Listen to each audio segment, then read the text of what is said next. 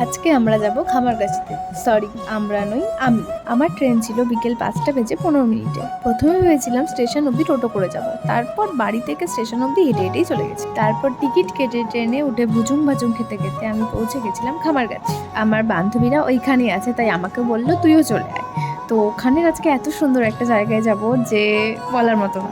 খামারগাছি স্টেশনে নেমে অটো বা টোটো ধরে বলতে হবে রিভার সাইড যাব, মোটে 10 টাকা করে ভাড়া। যদি দেখার ইচ্ছা হয় তোমার নিঠুর মনে লয়, কালিন্দির ঘাটে আইসো দুপুরের সময়।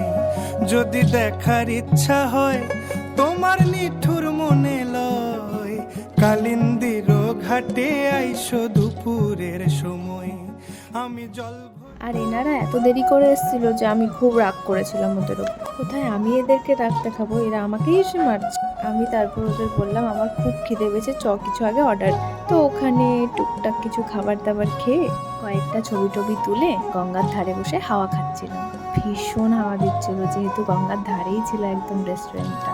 আর ওখানে একটা নৌকাও এসে দাঁড়িয়েছিল, ওই নৌকায় উঠে আমরা একটুখানি মজা করছিলাম। এইভাবেই সময় যে কখন বেরিয়ে গেছিল বুঝতেই পারিনি। এবার রওনা দেওয়ার পালা।